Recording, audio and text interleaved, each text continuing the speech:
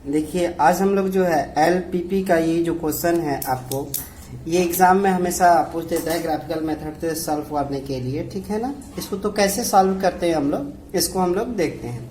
देखिए क्वेश्चन कह रहा है कि ग्राफिकल मेथड सॉल्व LLP यानी लीनियर प्रोग्रामिंग प्रॉब्लम, इसका मैक्स निकालना है, ठीक है ना।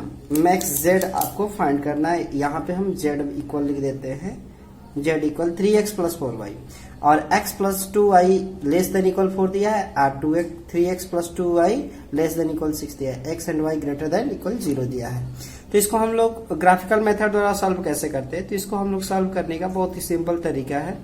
देखिए सॉल्व, सबसे पहले जो इक्वेशन दिया है उसको लिख लीजिए, x प्लस 2y एक लेस देन इक्वल 4 दिया है, तो इसको हम लोग इक्वेशन में कन्वर्ट कर लेते हैं। x प्लस 2y इक्वल कितना हो जाएगा 4। अब यहां से इसका सॉल्यूशन निकाल सकते हैं हम लोग, ठीक है। तो इसका सॉल्यूशन देखिए यहाँ पे x और y, x का वैल्यू अगर हम 0 पुट करते हैं तो x का वैल्यू 0 पुट करेंगे तो क्या बच जाएगा आपका 2y इक्वल 4, यानी 2 दूना 4, यानी y का वैल्यू कितना आ गया 2 आ गया। जब y का वैल्यू अगर 0 पुट करते हैं, y का वैल्यू 0 तो ये पार्ट पूरा 0, तो यानी x का वैल्यू कितना आ जाएगा 4 आ जाएगा। फिर उसी तरीके से ये इक्वेशन पे आते हैं, इसको इक्वेशन 1 मान नहीं लीजिएगा, कोई बात नहीं है, ठीक है ना। फ्रॉम इक्वेशन सेकंड आते हैं, फ्रॉम इक्वेशन सेकंड, ठीक है ना। फ्रॉम इक्वेशन सेकंड यहाँ पर लिख सकते हैं हम लोग फ्रॉम इक्वेशन फर्स्ट, ठीक है। तो यहाँ पर दिया हुआ है 3x plus 2y less than equal 6 दिया, तो इसको इक्वेशन फॉर्म में हम लोग बदलते हैं, इतना हो जाएगा। अब इस इक्वेशन को हम लोग क्या कर देंगे, इसको भी सॉल्व करते हैं, इसको भी हम लोग इसका भी सॉल्यूशन फाइंड करते हैं। यहाँ पे x एंड y, अगर x का वैल्यू 0 रखेंगे तो यहाँ पे 0 रखें तो ये पार्ट खत्म हो जाएगा, तो 2 3 6, y का वैल्यू 3 आएगा। अगर y का वैल्यू आप 0 रख दीजिएगा, 0 रखेगी खत्म, तो 3 दूना 6, यानी ये आ गया। अब ये मान आ गया, x और y कितना दिया है 0 0। अब इसका हम लोग ग्राफ ड्रॉ कर देते हैं, ठीक है। तो इसका ग्राफ देखिए, इसका जो ग्राफ होगा वो ड्रॉ कैसे होगा ग्राफ, तो हम लोग इसका ग्राफ ड्रॉ करते हैं। यहाँ पे 1 2 3 4 5 6, ठीक है। 1 2 3 4 5 6, ये y और ये x एक्सिस होता है, इधर भी हमारा है। तो चूंकि ये प्लस में है तो हम लोग उधर नहीं बढ़ते हैं, माइनस से तक नहीं बढ़ते, यहाँ पर भी हम लोग कर देते हैं। अब देखिए आप इसको ड्रॉ करते हैं, x का वैल्यू 0, y का वैल्यू 2, x का वैल्यू 0 तो यहाँ पे है, y का वैल्यू 2, यहाँ पे एक पॉइंट जाएगा, यानी इसका नाम क्या हो जाएगा आपका 0 2 हो जाएगा। अच्छा, x का वैल्यू 4, y का वैल्यू 0, तो x का वैल्यू 4, y का वैल्यू 0, यानी यहाँ पे जाएगा, यानी यहाँ पे 4 0। तो इसको स्केल की सहायता से आप इसको मिला दीजिएगा डायरेक्ट, ठीक है। इस तरीके से आपका इक्वेशन ये बना।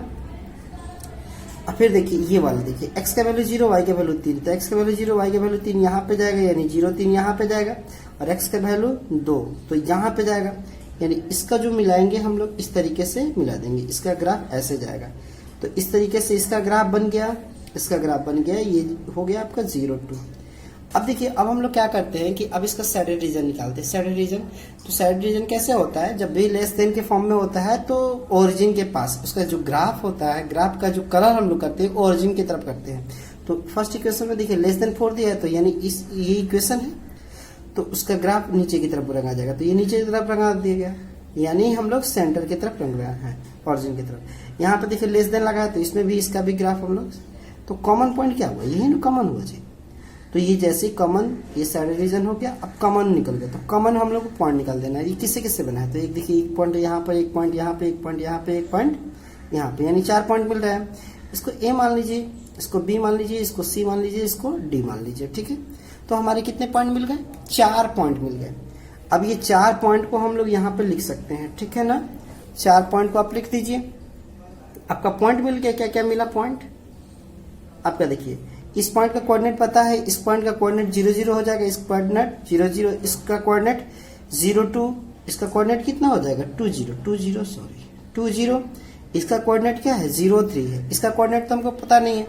तो ये देखिए ये दोनों इक्वेशन एक दूसरे को टच कर रहा है, कट कर रहा है, यानी इंटरसेक्ट कर रहा है, इंटरसेक्ट कर रहा है। तो इस दोनों इक्वेशन को हम लोग क्या कर देंगे, सॉल्व कर देंगे एलिमिनेशन मेथड द्वारा। तो from equation first and second से सॉल्व कर देते हैं, from equation first and second से सॉल्व कर देते। तो यहाँ पे लिखा हुआ है x प्लस 2y इक्वल 4 और 3x प्लस 2y इक्वल 6। तो देखिए, तो यहाँ माइनस लगा देंगे, ये से ही खत्म हो जाएगा, तो -2x इक्वल -2 हो जाएगा, 2 से 2 कैंसिल, x का वैल्यू कितना आ गया, 1 आ गया।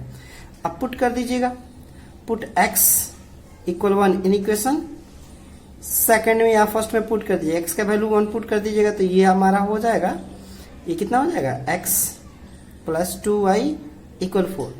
तो x का वैल्यू 1 पुट कर दीजिएगा, इक्वल 2y इक्वल 4, यानी 2y इक्वल हो जाएगा आपका 3, यानी y का वैल्यू 3/2 हो जाएगा।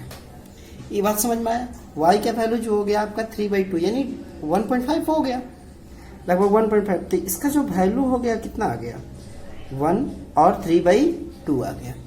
बात समझ में आया। तो आपके पास 4 पॉइंट निकले, 4 पॉइंट क्या क्या निकले, तो 4 पॉइंट आपका निकला A B C D, और ये पॉइंट आपका निकला क्या क्या, तो एक इसको माने हैं 0 2 पॉइंट निकला, एक निकला 0 0 पॉइंट निकला, एक क्या निकला C वाला पॉइंट 2 0 निकला, एक पॉइंट निकला आपका 1 और 3 2 पॉइंट। ये आपका पॉइंट 4 पॉइंट निकले। अब इस पे पूछ रहा है कि इसका मैक्स किस पे होगा, मैक्स यानी मैक्सिमम कितना होगा, मैक्सिमम वैल्यू क्या होगा, आपको ये याद करना है। तो मैक्सिमम यानी z इक्वल कितना दिया है, 3x प्लस 4y दिया है।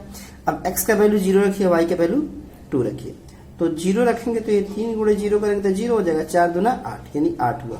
0 0 रखेंगे तो 0 हो जाएगा, 2 रखिए, 3 दूना 6, और ये तो 6 हो जाएगा।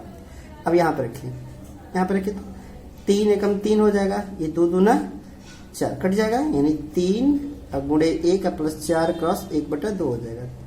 तो ये 3 प्लस 2 यानी 5 हो जाएगा। सबसे अधिक मैक्स किस पे आया, तो 8 पे आया ना जी मैक्स। तो मैक्सिमम यानी यहाँ पे हम लिख सकते हैं मैक्सिमम पॉइंट, यानी मैक्स पॉइंट क्या आया आपका 0 2, पर वैल्यू क्या है इसका, वैल्यू क्या है आपका 8, तो यही सो आंसर हो जाएगा। इसी तरीके से हम लोग इसको बनाते हैं। ये आपके एग्जाम में first year BSc first year के एग्जाम में आपका लगभग ये क्वेश्चन 15 नंबर का आता है, ठीक है। तो इसी तरीके से आप क्वेश्चन को बनाते रहिए, ठीक है।